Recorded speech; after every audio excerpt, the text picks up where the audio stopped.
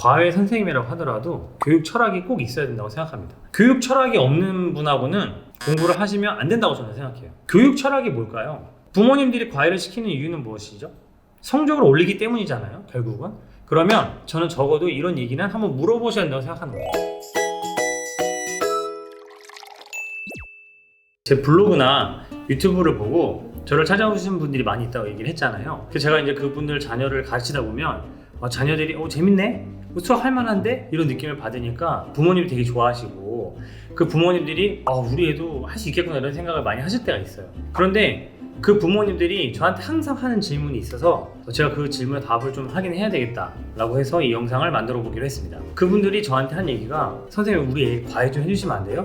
라고 많이들 물어보세요. 저는 다른 직업이 있기 때문에 직장을 다니고 있기 때문에 과외를 할 수는 없습니다. 그래서 제가 그건 좀 어렵습니다 라고 얘기하면 한결같이 얘기하시는 게 뭐냐면 선생님같이 과외하는 사람을 그러면 어떻게 찾을 수 있냐 이렇게 걱정들을 많이 하세요. 그래서 유튜브를 시작한 것도 있는데 또 어떻게 하면 정말 좋은 과외 선생님을 구할 수 있는지를 한번 말씀을 드리려고 합니다. 좋은 과외 선생님을 구하기가 힘든 이유가 몇 가지가 있는데 과외 선생님을 구하려고 노력해 보신 부모님들은 다 아실 거예요. 첫 번째로는요, 좋은 과외 선생님은 연락처가 돌아다니지 않습니다. 다 부모님들이 서로서로 소개를 해주시기 때문에 별로 빈 슬롯이 없어요. 그래서 그분들은 어디다가 붙인다거나 아니면 어디다가 저 과외 학생 구합니다 이런 것들이 거의 안 올라오는 경우가 많고요. 좋은 과외 선생님이 비어도 부모님들이 특히 또 라이벌?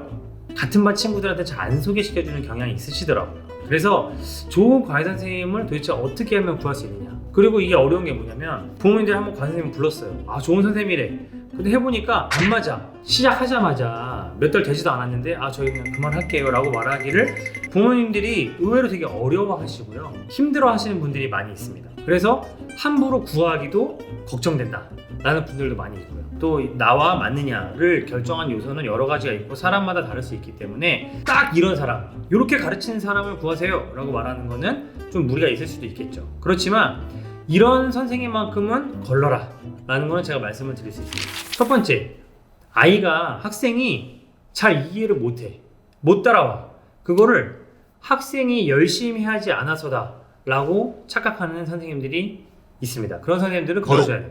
공부를 잘하는 사람은 왜 못 가르치냐면 왜 제가 공부를 못하는 거지? 라는 걸 이해하지 못하면 그 학생을 절대 가르칠 수가 없습니다. 공부 잘하던 학생이 하던 방식을 그냥 그대로 말해주고 해봐 라고 하면은 절대 할 수 없거든요. 학생들은 대부분 알고 보면 열심히 하고 싶어 하고 사실은 자기도 잘하고 싶어 해요. 그런데 어떻게 해야 되는지 모르고 어떻게 시작을 해야 되는지도 모르겠기 때문에 그 학생들은 열심히 하고 싶어도 못하는 경우가 많다는 거죠. 그리고 사람은 심리학적으로 내가 못하는 거를 나 능력이 부족해 라고 말하기보다는 난 관심이 없어 라고 자기 방어적으로 이야기를 하게 되어 있습니다. 그런데 그거를 네가 이렇게 이걸 이해 못하는 거는 네가 집중을 안 하기 때문이야 라고 말하는 거는 조금 깨달음이 부족한 선생님이다. 저는 그렇게 생각을 한다는 거죠. 그 학생이 무엇을 못했는지, 왜 이해가 안 갔는지, 또 어디서부터 이 문제점이 있는지를 같이 찾아가고 같이 대화하면서 풀어나갈 줄 알아야 된다는 거죠. 이런 게 안 되는 선생님은 같이 아무리 공부해봐야 학생 자존심만 상하고 성적이 오르지 않는 경우가 많다는 거죠. 두 번째로는요, 어머니들, 아버님들 과외할 때 사실 이렇게 한 번씩 다 들어보시잖아요. 문에다 귀대고 이렇게 다 들어보시잖아요. 그럴 때 선생님이 어떻게 하고 있으면 엄마 아빠들이 실망을 안 하실까요? 부모님들이 사실 제가 과외를 할 때 많이 놀라신 게 뭐냐면 저보다 학생이 말을 더 많이 한다는 거예요. 어머님, 아버님들이 보기에는 되게 이상할 수가 있어요. 난 비싼 돈 주고 선생님을 고용했는데 선생님은 가만히 있고 우리 애가 계속 얘기를 하고 있다는 거죠. 저는 과외를 할 때 학생들한테 네가 나한테 설명을 해주기 전까지 넌 이해를 한 게 아니야 라고 얘기를 하거든요.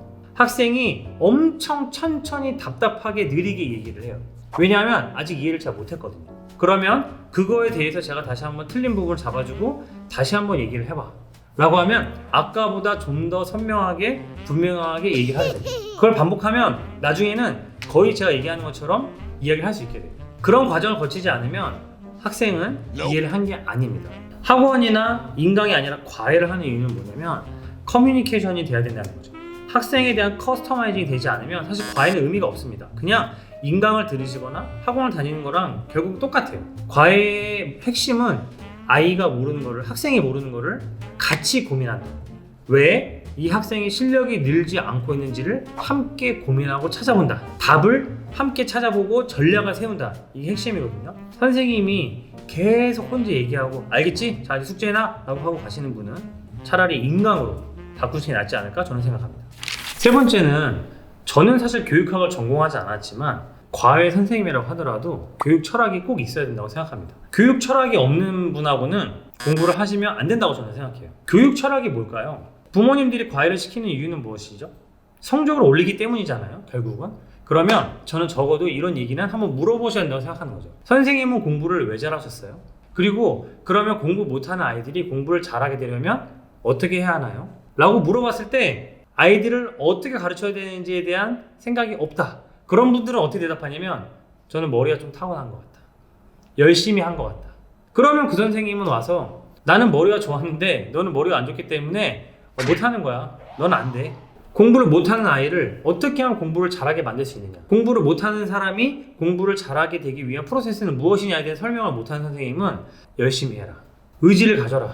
집중해라. 이런 얘기밖에 못한다는 거죠. 그런 얘기를 가지고는 성적이 오르지 않습니다. 그렇게 해서 성적이 오르면 공부를 못하는 사람이 아마 없을 거예요. 그럼 원래 질문으로 돌아가서 어떻게 그런 선생님을 찾을 수 있느냐, 어느 사이트에 가면 좋은 선생님이 있더라, 뭐 이런 얘기를 해드릴 수 있는 건 아니지만 적어도 이런 팁은 하나 드릴 수 있을 것 같아요. 적어도 한번 만나서 얘기는 해봐야 될 거잖아요. 그런데 부모님들이 걱정하시는 게 뭐냐면 한번 만나서 얘기하고 저희 그냥 안 할래요 라고 말하기는 굉장히 곤란하지 않느냐.